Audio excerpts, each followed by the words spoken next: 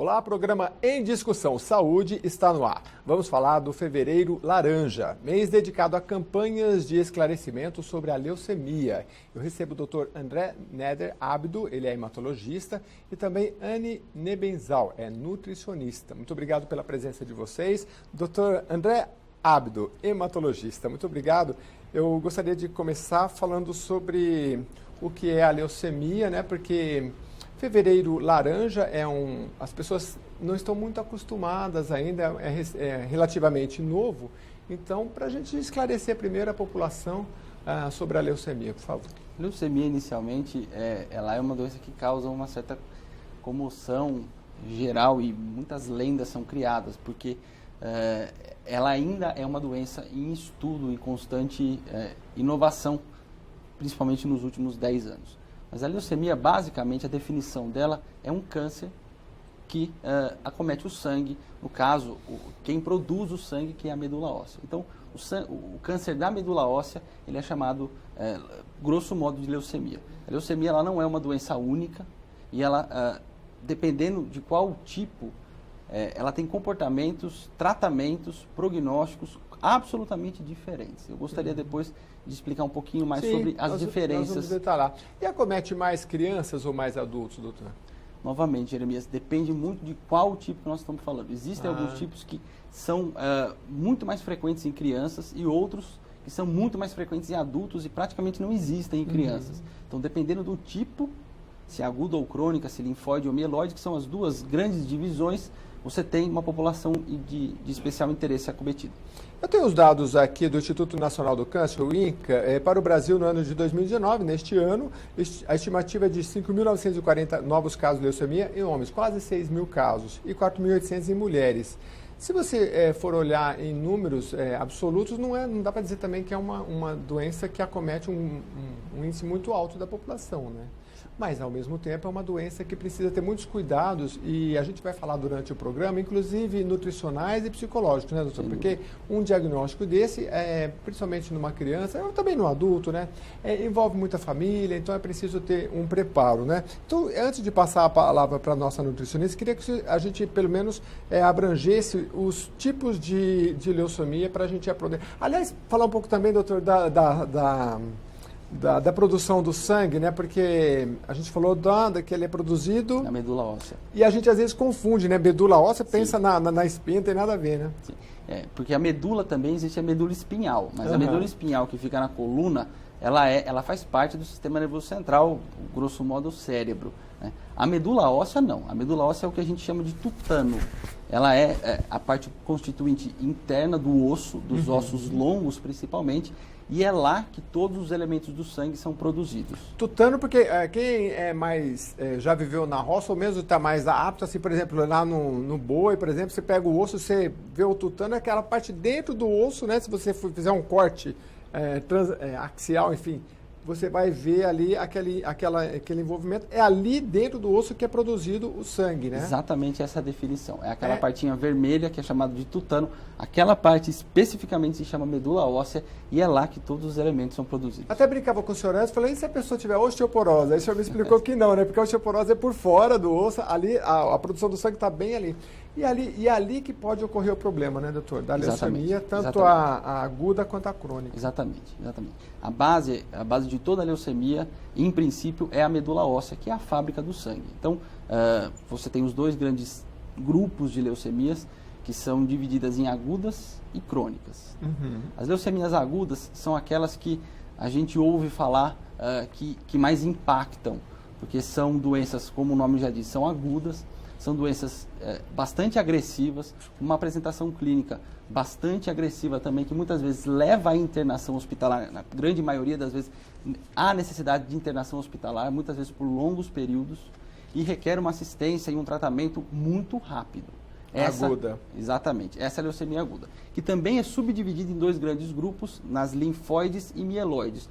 Isso depende do qual é o tipo de célula que foi acometida dentro da medula óssea.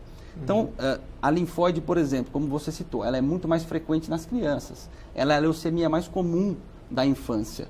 E ela está associada a índices de cura muito maiores do que qualquer outra leucemia aguda, inclusive em adultos. A leucemia mieloide, por outro lado, é extremamente rara em crianças e é muito mais comum conforme a idade vai passando. Os indivíduos mais velhos têm maior chance, a prevalência é maior de leucemia mieloide aguda. Então, são os dois grandes grupos falando de leucemia aguda.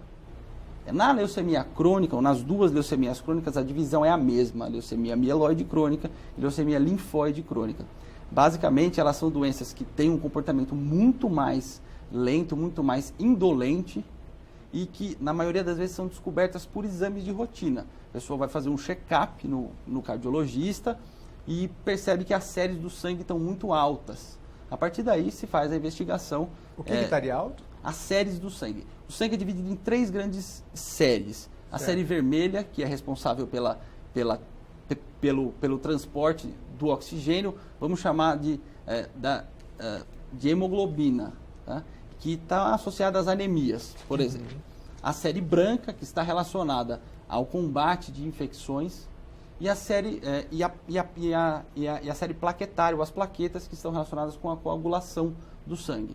Então, as séries geralmente alteradas na leucemia aguda, qualquer uma das 3, porque ela é uma doença muito agressiva.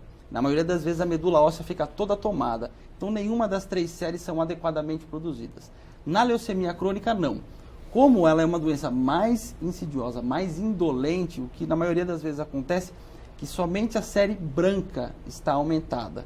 E é daí que surge a pista para maior investigação e futuro diagnóstico. Eu já estou começando a entender, porque eu estava lendo, por exemplo, do linfóide, ele está ligado ao nosso, não sei se é o sistema imunológico, mas ele é de defesa, a questão, né? E aí o glóbulos brancos, que o senhor falou também é ligado à defesa. Então já dá para a gente entender por que dá alteração, né? É exatamente isso, Jeremias. Os glóbulos brancos, eles são relacionados com as células de defesa.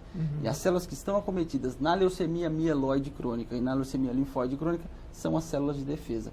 Então, elas vão estar alteradas em número e também em qualidade. Doutora Anne Nebenzal, a senhora, como é que essa questão nutricional chega para a senhora, né, nessas questões da leucemia? A partir de que momento é preciso ter uma atenção para a nutrição? Geralmente, eu tento observar o estado nutricional do meu paciente. Então, quando ele chega para mim, como que ele está perdendo muito peso? Porque eles querem, acomete, até pelo próprio tratamento, se ele tiver em tratamento da quimioterapia ou um outro tratamento que o médico indicou, eles não têm fome. E também a própria doença fazem perder o apetite. Então, essa intercorrência atrapalha muito o estado nutricional dele. Se nesse momento eu observo uma perda de peso muito grande, muita perda de massa muscular, eu tenho que intervir. E eu tenho que intervir utilizando, de repente, de preparações e receitas que vai ser mais fáceis para ele. Eu tenho que observar o que ele gosta, porque não adianta eu colocar para ele uma preparação, sopa. Sopa é ótima, mas ele não gosta de sopa, ele não vai comer, ele já não quer comer. Então eu tenho que observar muito o hábito alimentar desse meu paciente. Isso em 2 momentos, se ele já passa pela quimioterapia ou não, é isso? Isso, eu observo se ele está em tratamento da quimioterapia ou não. Eu posso pegar o paciente que recebeu o diagnóstico, ainda não está em quimioterapia, vai fazer o tratamento posterior, no momento que o médico achar. Certo. Mas é muito mais comum chegar para mim por encaminhamento do médico mesmo. Porque o médico observa a perda de peso muito grande, às vezes intercorrências aí dele tá com as feridas, né, na boca, então ele não consegue se alimentar. Está muito relacionado a uma deficiência mesmo no estado nutricional. Entendi. E isso é o que eu mais recebo hoje, é o que eu mais acompanho. E pós-tratamento, porque aí ele precisa restabelecer também. Então, eu tenho que estar observando o quê? Carências de vitaminas e minerais, a questão também do cansaço, eles sentem muita fadiga, o que a gente pode melhorar. Então, eu tento observar essa parte que é de extrema importância também, para que o tratamento dele que ele esteja fazendo seja eficaz. Eu imagino tem que ser a conversa entre o médico e a nutricionista, para um caso deles, tem que ser muito estreita, né? Nós temos que estar alinhados ali para ajudar aquele paciente, porque não adianta, e precisa de uma equipe multidisciplinar, o psicólogo, o médico, o nutricionista, cada um atuando nessas questões, porque senão a gente não ajuda. Né? Mas no caso das crianças, a perda do apetite já é bem no início, assim, mesmo antes da quimioterapia?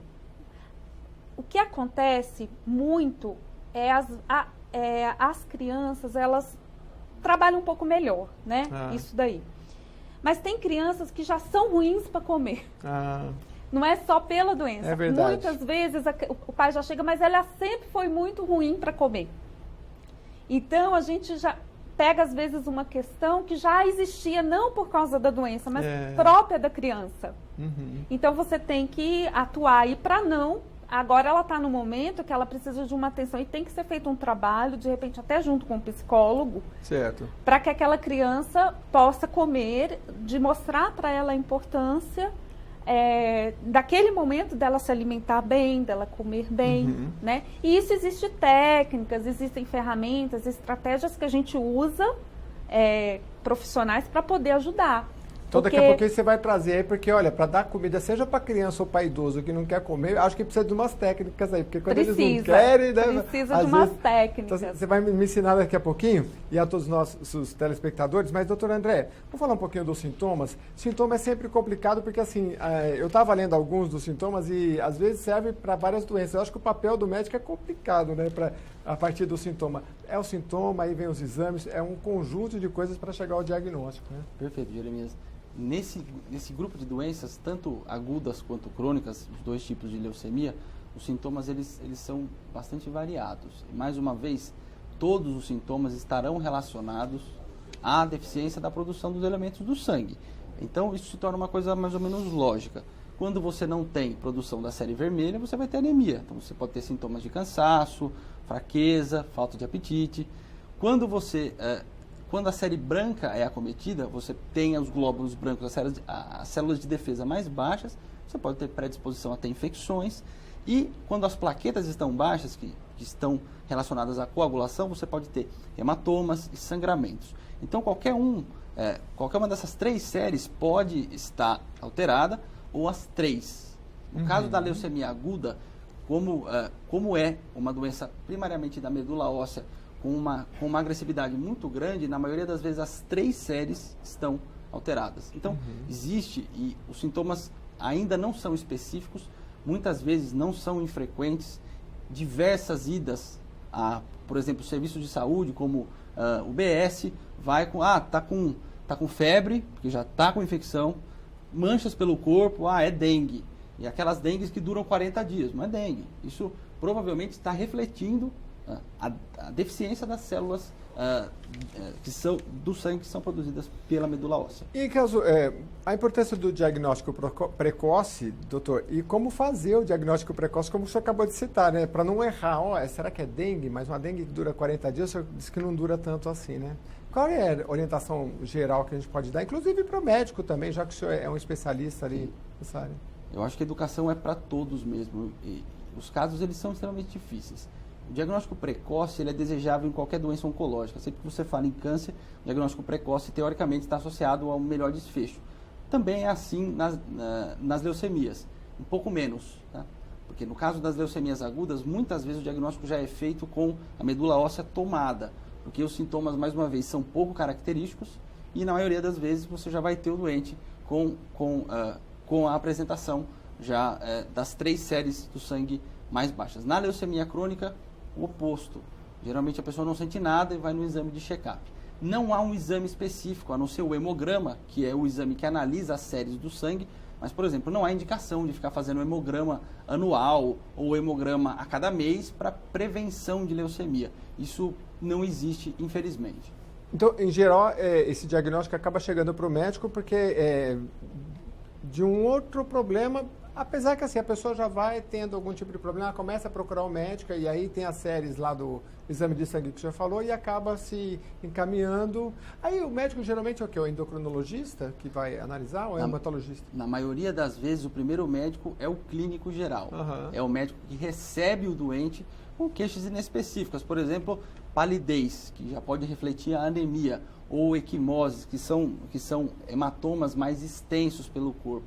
Então, esse primeiro médico recebe o doente e deve ter um grau de suspeição para que alguma coisa pode estar errada. Mas lembrando que esses sintomas podem estar presentes em outras doenças que estão muito longe de leucemia.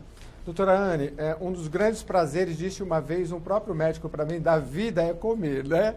E aí, o paciente que já está nessa questão, daqui a pouco eu vou perguntar para o doutor André a questão psicológica, no momento que você recebe um diagnóstico desse, também acaba para a senhora, e como é que a senhora lidar assim, que a pessoa já está num ciclo complicado, recebeu uma notícia, e um dos grandes prazeres dela é que ela comer, mas assim, aí a própria doença já tira um pouco desse gosto. Como é que a senhora lidar com esse... Então, você falou da criança, né? Uma das técnicas que a gente usa é lúdica mesmo, é com jogos. Então, eu uso, por exemplo, a técnica do presente. Então, qual é o presente que você gostaria de ganhar? Então, a criança, por exemplo, vai falar para mim, eu quero ganhar a minha cura, eu quero que a minha... Aí depende muito do que o momento que ela está. Porque, por exemplo, ela vai fazer o transplante, ela quer que a medula pegue, né? Aquele aspas, né? Da medula pegar. Ela quer que dê tudo certo no tratamento dela. Então, depende muito do momento que ela está. Então, aquele vai ser o presente dela. Só que para ela ganhar o presente, ela vai ter que percorrer um caminho, umas fases. Então, essa primeira fase, o que ela vai ter que fazer? Ela vai ter que tomar a suplementação toda, porque tem uns que rejeitam até o suplemento que você passa. Então, todo dia ela vai tomar. Então, no final da semana, ela vai fazer uma pontuação. Então, a gente vai com jogos. Então, isso é uma das técnicas. Olha que legal. Você trabalha o lúdico, né? Ela vai experimentar. Então, todo dia, uma fase, por exemplo, você vai experimentar uma nova preparação que a mamãe fizer. Onde é que você aprendeu essas técnicas psicológicas, doutora? Porque não é só nutrição, né? Não é só nutrição. Eu fiz o curso de coaching, para mim poder ajudar no pensamento, essa mudança de hábitos, né? Que legal. Então, com isso, eu fui associando também no tratamento das doenças. Uma coisa que encanta muito as crianças é também preparar. Ir para a cozinha, fazer alguma coisa, elas se divertem. Então, você tem que, nesse momento, de repente, dar outras opções que não seja focado na doença.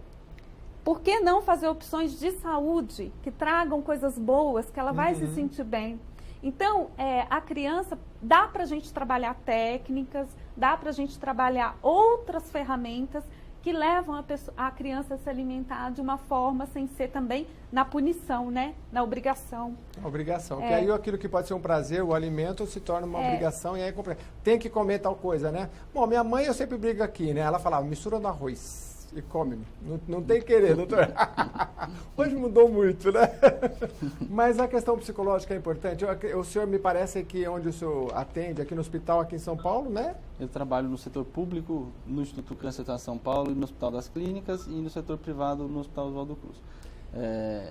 A questão psicológica, realmente, ela não só psicológica, a leucemia ou toda a oncohematologia, ela é primordialmente multidisciplinar. Não existe um profissional só cuidar, ser responsável por um paciente tão complexo, porque isso não envolve só uma doença. Envolve uma doença, um doente, uma história, uma família. Então, E para a gente que o programa nosso, doutor, é especialmente do Estado de São Paulo, mas pessoas de todo o Brasil nos assistem. Qual é a orientação que a gente dá para essa pessoa nessa questão da multidisciplinar? Porque no sistema público de saúde ela vai ter que ter, então, acesso a que tipo de profissional? Além do hematologista, um psicólogo, uma nutricionista, todos esses profissionais precisam trabalhar em conjunto. Sem dúvida. O diálogo interdisciplinar é absolutamente fundamental. A doutora Anne disse, e isso o diálogo precisa ser definitivamente estreito. Temos que todos falar a mesma língua, porque todos temos o mesmo propósito. Então, essa multidisciplinaridade e cada um com a sua especialidade, fornecendo aquilo, o seu melhor, só assim, realmente, para reverter ou para tentar aumentar as chances. Essa interdisciplinariedade, doutor, ela vem nos últimos tempos, nos últimos anos ou décadas, ela vem sendo construída de forma mais eficaz, porque antigamente existia uma crítica que se dizia assim, hoje o médico estuda muito determinado especialidade E aí ele encaminha para o outro médico, se ele não conversa com o outro médico falou, mãe, ele deu tal remédio, eu não vou tirar, então, mas o paciente está com problema no estômago, porque recebeu aquele, então eu dou para o estômago. Aí ele vai para o outro, e assim, essa conversa, eu acredito, eu falei com uma amiga que, a jornalista, ela falou, não, isso tem mudado muito, essa conversa entre os médicos. Mudou muito, e eu acredito e torço para que mude cada vez mais. Como o conhecimento hoje está ficando cada vez mais fragmentado, porque em qualquer área que você for, você entra dentro de um universo, dentro de uma área específica. Você domina aquela área, aliás, tenta dominar aquela área. Sim. Mas existem diversas outras áreas que fazem parte disso, que outros profissionais dominam. Então, hoje, essa interdisciplinaridade é absolutamente essencial, porque as áreas, cada uma delas estão cada vez mais complexas. E no caso do problema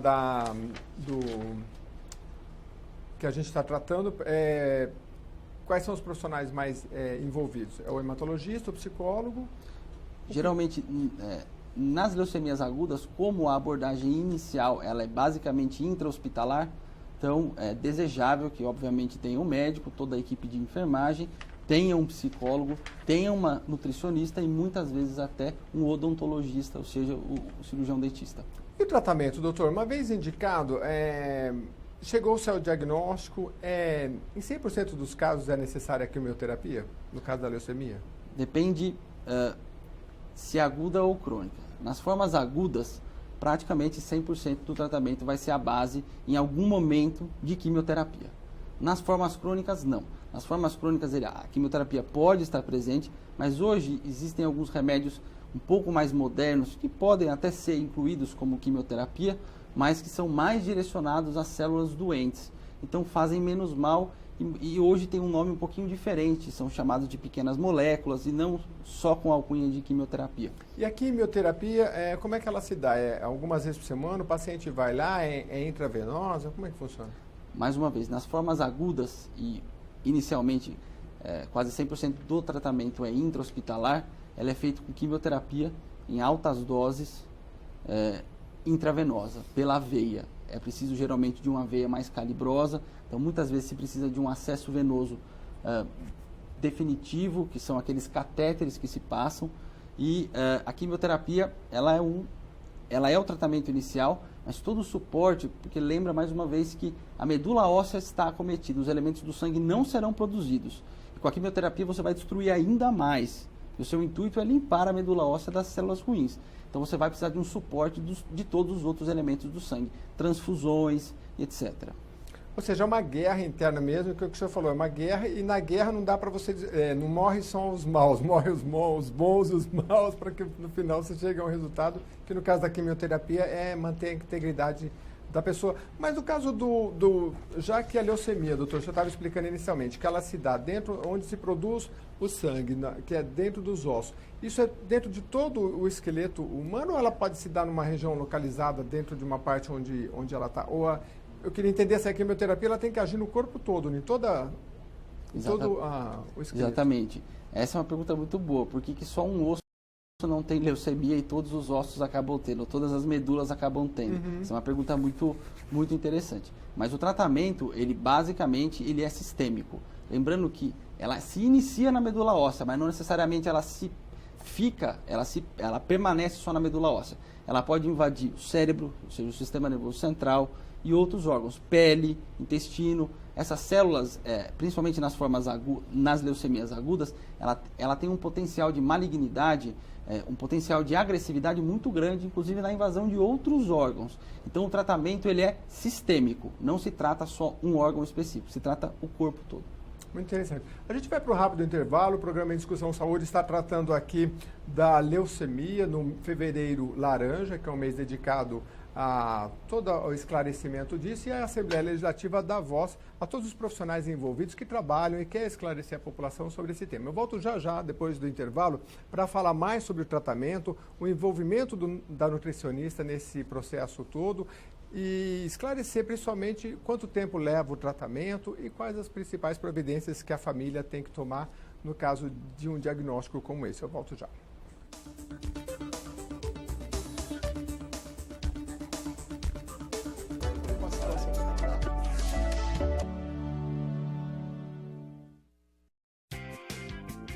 Você sabia que toda a programação da TV Alesp está também aqui no YouTube?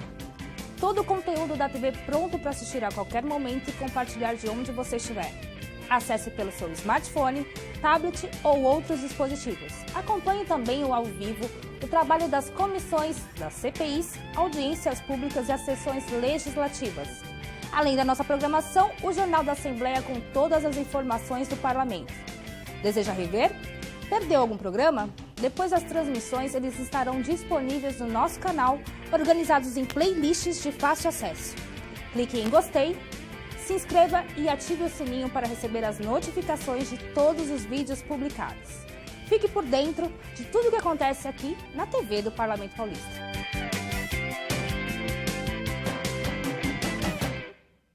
Ei, eu queria poder falar com você. Te falar desses últimos meses e como tudo tá melhor. Eu percebi que viver é incrível, mais do que eu imaginava. Ser pai era um sonho e você me permitiu presenciar o nascimento da minha filha. Foi lindo. Pintei o quarto dela exatamente como imaginei. Antes de você, eu tinha medo de não conseguir estar presente quando esse momento chegasse. Queria te contar que por sua causa eu pude viver tudo isso. Provavelmente outras pessoas por aí querem te falar muita coisa também. Acho que você teria orgulho. Não só por mim, mas por ter feito algo tão nobre por pessoas que nunca viu. Eu só queria dizer obrigado. Obrigado por me dar mais tempo com a minha família. Obrigado pela sua doação de sangue. Doe sangue regularmente. Tem sempre alguém precisando de você. Procure o Hemocentro mais próximo e seja um doador.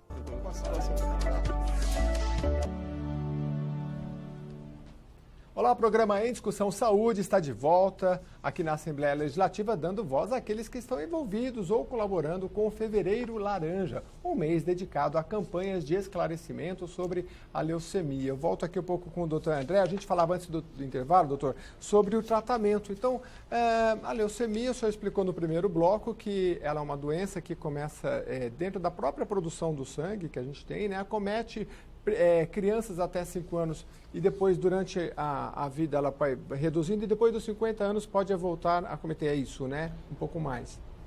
Basicamente é isso, mas lembrando que existem na leucemia aguda. Na leucemia aguda, elas são divididas também em 2 grupos, mieloide e linfóide. Novamente, a linfóide é mais comum em crianças, a mieloide é mais comum em adultos, principalmente em adultos já após a 4ª, 5ª década de vida. E acho que era isso. Entendi. Agora, doutor, uma vez recebido o diagnóstico, quais as primeiras orientações? Porque, assim, um diagnóstico de câncer, a gente sabe que, no caso das crianças, essa que o senhor estava explicando, aguda, até o tratamento é mais rápido, né? Queria que o senhor falasse um pouco dos índices como é que se diz? Dos índices de tratamento, de eficácia do tratamento, né? Realmente, nas crianças, quando se fala na forma mais comum, que é a leucemia linfóide aguda, as crianças têm realmente uma das taxas de sucesso de cura melhores em todos os grupos, o grupo das agudas, que são realmente aquelas leucemias que levam, mais uma vez, à internação, são mais agressivas, etc. Agora, o tratamento, ele é bastante diferente nas leucemias agudas e nas leucemias crônicas. Aliás, ele é completamente diferente. Apesar de se envolver toda essa parte de quimioterapia, ele é completamente diferente, a gente pode falar um pouco melhor disso depois. A primeira providência a se tomar quando se recebe o diagnóstico de leucemia, a primeira providência é estar amparado por um profissional que saiba aquilo que precisa ser feito. Nas leucemias agudas, a primeira providência geralmente é a internação hospitalar, caso o paciente já não esteja internado, e nas leucemias crônicas, muitas vezes não há necessidade da internação, mas os exames mais específicos e aprofundados devem ser realizados a partir daquele momento. Como é difícil o diagnóstico, doutor? Porque o senhor falou, ninguém vai ficar fazendo exame de sangue o tempo todo para chegar a um diagnóstico, ele acaba chegando, como eu disse aqui antes, de alguns sintomas. Existe algum sintoma mais presente quando a leucemia já está mais avançada? Mais uma vez, nas formas agudas, aqueles relacionados às deficiências das 3 séries do sangue. O que a gente realmente mais vê é febre associado à palidez. Então, febre quer dizer, na maioria das vezes, infecção dada os glóbulos brancos baixos, palidez associada à anemia dos glóbulos vermelhos baixos e sangramentos, ou seja, roxos, hematomas pelo corpo, que reflete as plaquetas responsáveis por uma parte da coagulação também baixas. A quimioterapia, o senhor falou que não é 100% dos casos, né? Quase 100% dos casos precisa usar a quimio. Nas formas agudas, nas formas agudas, ela é basicamente 100%, em algum momento ela estará presente. O tratamento das formas agudas, para aqueles indivíduos no qual a intenção é curativa, ou seja, se quer erradicar a leucemia, se quer tratar o problema de vez, ele vai ser contemplado com quimioterapia, na maioria das vezes agressiva. E aí dura, em geral, quanto tempo? Nas formas agudas, nessas formas curativas, existe um período inicial chamado período de indução à remissão, no qual você quer induzir a leucemia até menos que, idealmente, 5% da medula óssea cometida.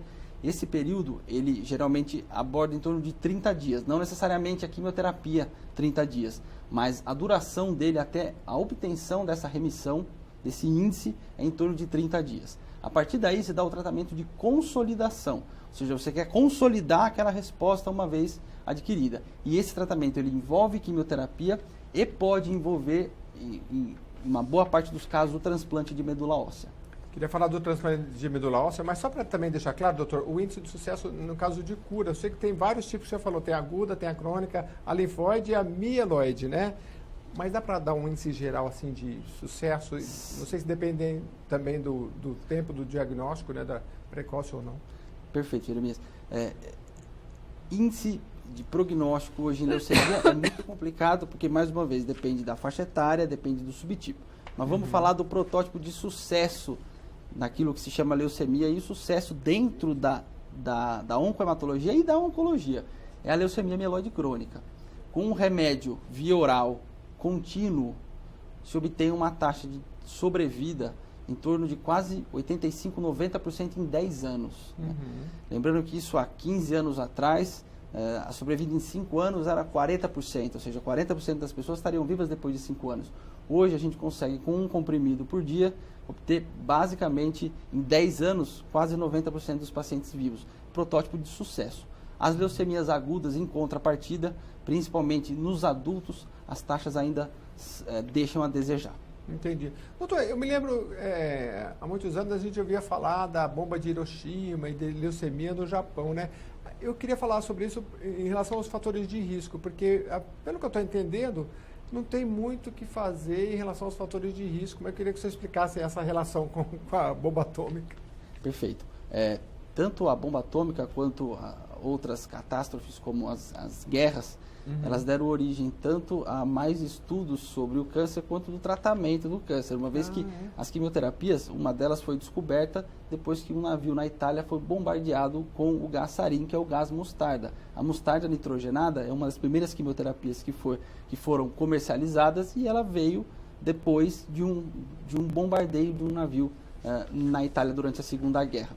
Mas, basicamente, sobre prevenção, não existe, mais uma vez, nada que você possa fazer. Olha, será que se eu fizer tal coisa? É muito difícil falar em prevenção. Agora, existem sim os fatores que estão totalmente correlacionados. E são os fatores que envolvem, na maioria das vezes, dano à célula, dano ao material genético da célula. Entre eles, as radiações, as bombas nucleares, e alguns pesticidas, algumas coisas, por exemplo, a radiação em Hiroshima, a própria, naquela cidade russa, como é que chama? Esqueci o nome. Que era do... Calma, já vou... Em Chernobyl? Chernobyl, exatamente. Ainda bem que eu tenho um diretor aqui inteligente. Exatamente, Chernobyl.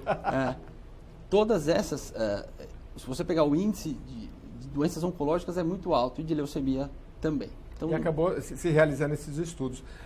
Doutora Anne, a gente tem 10 minutinhos, aliás, mais 15 minutinhos, e eu queria passar por alguns temas aqui que são relevantes. Por exemplo, a senhora iniciou falando que a questão da nutrição, ela vai depender se a pessoa já está em tratamento quimioterápico ou não. Mas existem alimentos mais indicados nestes casos, específicos da quimioterapia? Sim.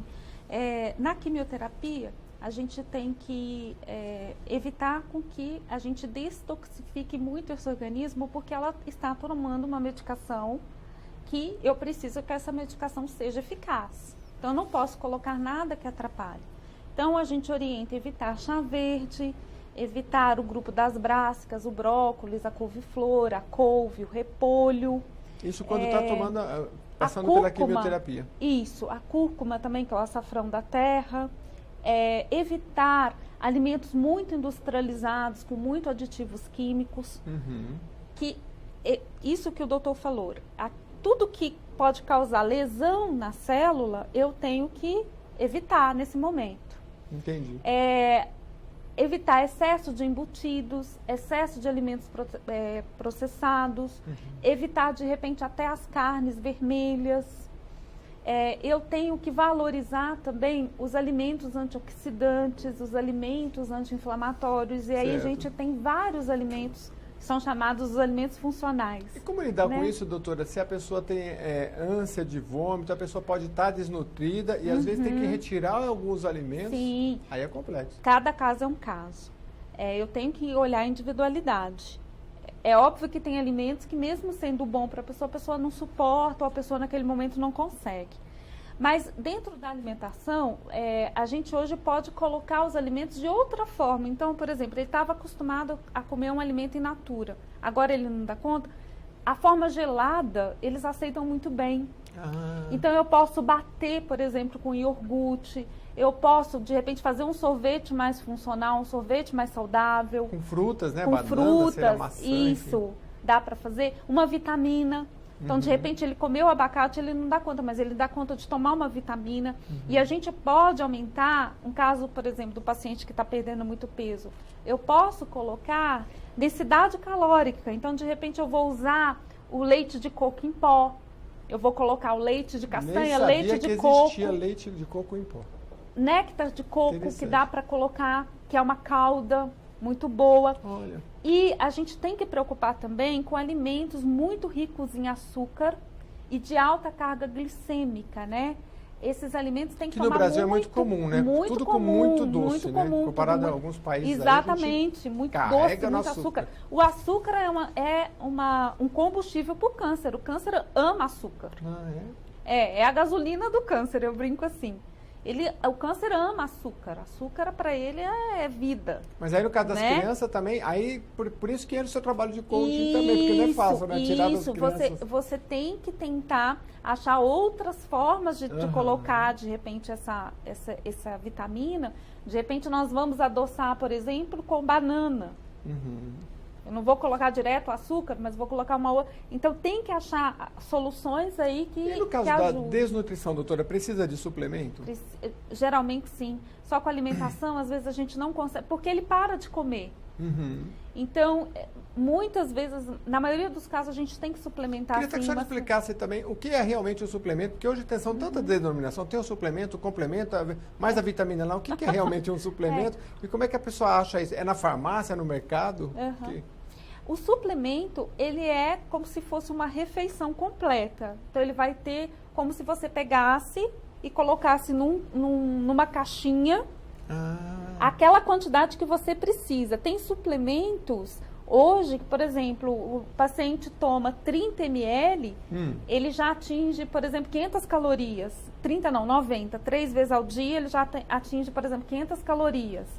Tem uns que são a refeição completa mesmo, que pode ser chamado de dieta integral. Mas geralmente é um comprimido, é em pó? Não, pode vir já pronto para tomar como se fosse Você mistura na água, no leite lá? Não, ele já vem pronto mesmo. Você abre e toma. Certo. Pode vir em pó para você bater. O em pó você pode, inclusive, acrescentar alimento. Então, de repente, eu coloco lá uma dosagem X e coloco leite, por exemplo, de castanha, mais uma fruta e mais... Eu posso aumentar também a refeição se ele não está conseguindo comer. Existem muitos tipos de suplemento? Tem. Porque o nutricionista ele vai falar, você tem deficiência disso, então tem um suplemento específico? Tem, porque cada caso é um caso. Eu tive um paciente com leucemia, por exemplo, que ele tinha problema renal. Outros têm problema, por exemplo, de muita diarreia. Então, dependendo do suplemento, eu posso intensificar essa diarreia ou não. Então, cada um é cada um e a gente tem que analisar cada caso. E existe, sim, suplementação para várias vamos falar, sintomatologias, vamos Entendi. pôr assim. Doutor, o senhor tinha falado que o tratamento em geral dura quanto tempo? Depende muito, né? E depende do muito. tipo, mas... Nas fases agudas, o tratamento de indução, a remissão, principalmente de 21 a 30 dias. 21 a 30 dias é Inicial, só para induzir a remissão, ou seja, aquela obtenção de menos de 5% de com células a quimioterapia. ruins. Mas o tratamento vai, dependendo do caso, vai prosseguir 1 mês, 2 meses, 3 meses? Eventualmente até por anos. Até por anos. E cada pessoa responde de um jeito. Você tem 2 crianças ou 2 adultos do mesmo sexo, da mesma idade, sei lá, biotipo parecido, e pode ser que a quimioterapia para um dê um resultado e para outro dê outro resultado. Esse é o exercício constante de humildade dentro da medicina.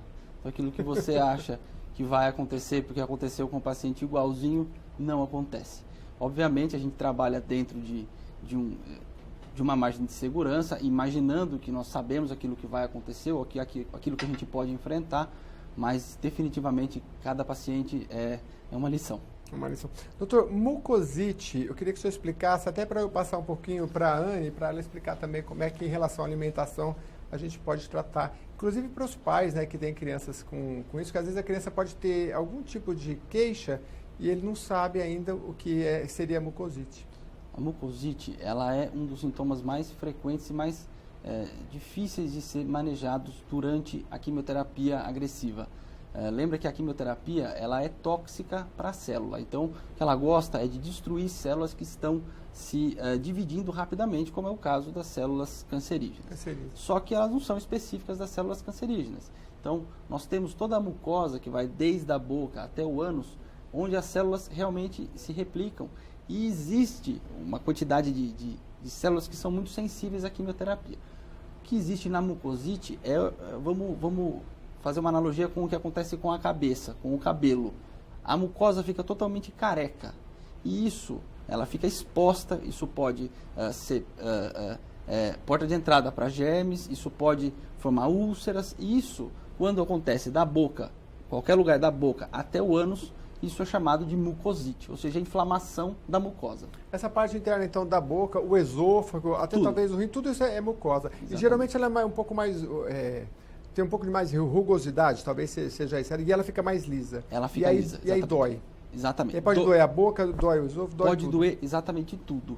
Desde dor abdominal inespecífica. Até para defecar. Exatamente. Até dor anal, dor abdominal, dor na topografia de esôfago e estômago.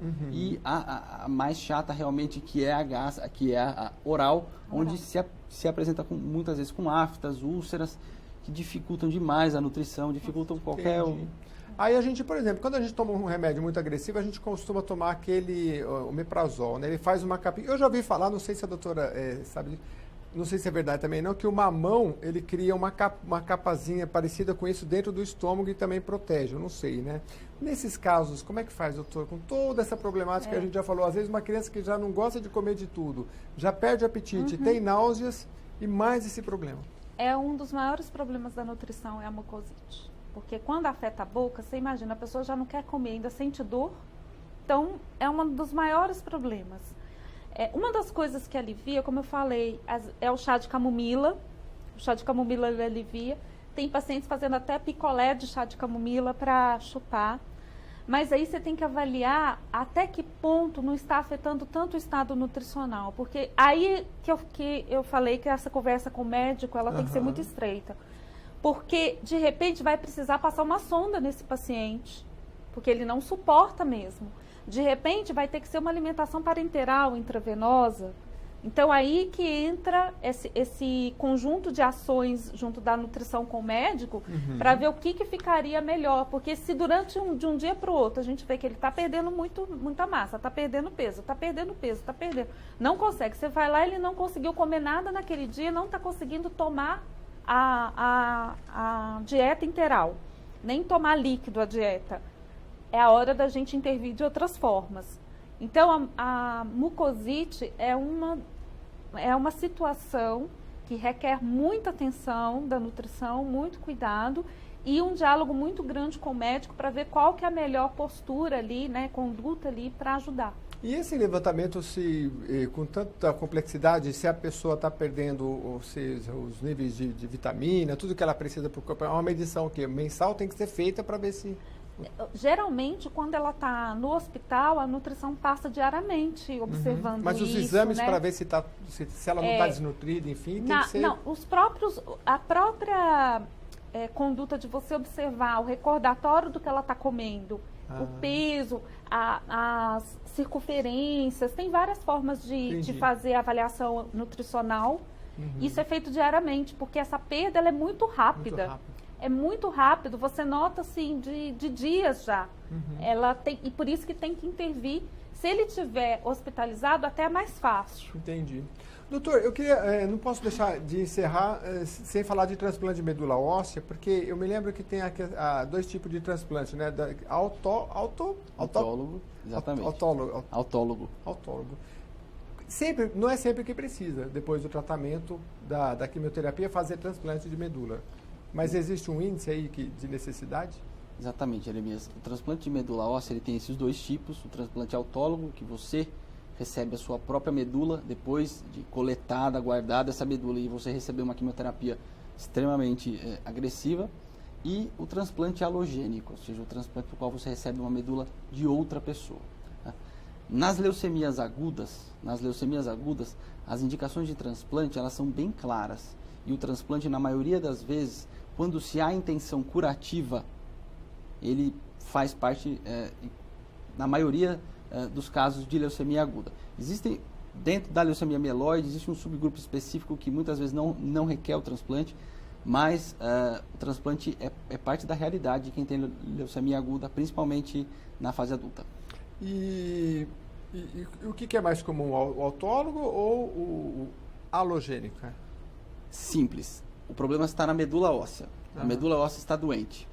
Você precisa da sua medula, você precisa da medula do outro. Então, a maioria dos transplantes, a grande parte deles é o transplante alogênico. Você precisa receber uma medula nova, porque a sua medula está doente e a quimioterapia não foi capaz de erradicar, ou existem fatores que tornam a sua doença a médio prazo resistentes à quimioterapia. Quando você tem isso, ou a resistência da doença à quimioterapia, o transplante, na maioria das vezes, Mas não existe um avanço nessa área, doutor, que está precisando menos dessas doações ou não? Ou continua sendo assim? Cada vez, todas as áreas vêm se expandindo, incluindo o no uso transplante. do próprio paciente. Não existe um avanço nisso? De você usar a própria medula do doente? Não. Ainda a medula que ele recebe, por mais que você consiga mudar alguma coisa, ela é a própria. O que existe hoje é uma terapia extremamente inovadora, chamado CAR T-Cell, que não há ainda disponibilidade no Brasil, do qual se é retirada suas células, mas não são as células da medula, são células de defesa específicas, e essas células são programadas dentro de um reservatório. Elas são ensinadas a lutarem contra as células leucêmicas, e depois elas são reintroduzidas. Mas isso também é muito parecido com um transplante alogênico, porém a manipulação dessas células para que elas se tornem inteligentes contra a leucemia. Isso é uma terapia extremamente inovadora e recente. Então, via de regra, é necessário a doação e manter aquele banco de dados atualizado, né? Porque a reclamação que a gente vê é sempre que a pessoa, às vezes, ela se inscreveu, tudo lá, mas não atualizou, mudou de endereço, mudou de telefone. Aí é difícil de encontrar uma pessoa que tenha, como se diz, a compatibilidade. E aí, quando acha, a pessoa mudou de endereço, mudou de telefone, aí não acha a pessoa, né? Exatamente. E hoje, com o mundo de tão informatizado, né? Bom, pelo menos a gente, já que você fez esse papel de ir lá fazer a sua doação, você manter atualizado o seu banco de dados. Bom, a gente só tem 2 minutos, eu gostaria que cada um dos doutores aqui dedicasse 1 minuto ao encerramento. Se eu deixei alguma coisa sem falar, aliás, deixei com a doutora, com a nutricionista, a Anne, a gente já falou da suplementação, mas tem alimentos como o própolis, também batata doce, a senhora tinha falado antes, que era importante, né? As fibras prebióticas. As fibras prebióticas. Nesse momento, usar própolis, é legal. As fibras prebióticas, cuidar da saúde intestinal aí, de repente entrar com um probiótico. As fibras prebióticas a gente pode usar batata Yacon, banana verde, chicória, são fibras boas. Eu queria deixar um recado para as pessoas não terem erro. Nesse momento, priorize comida de verdade.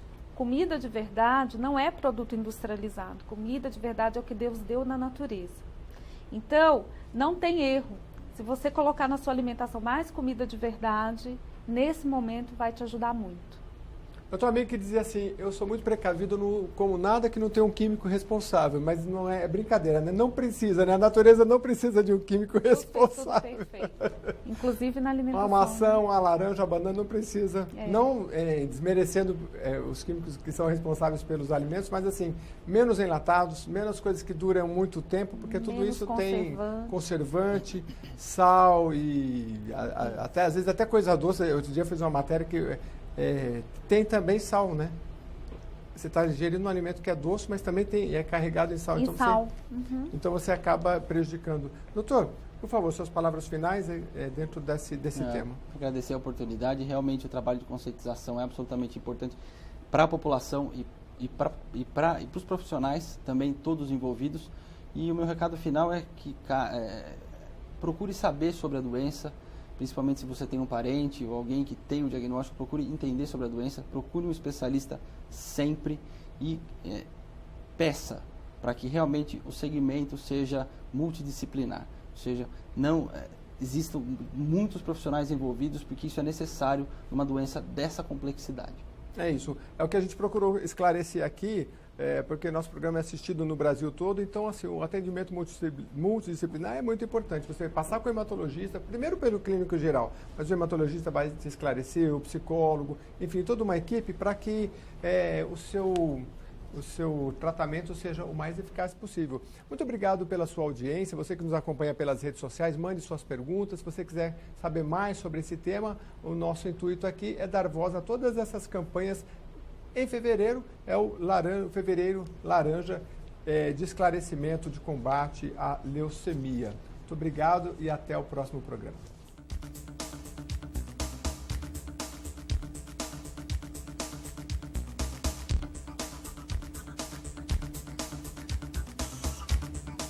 Vale a pena.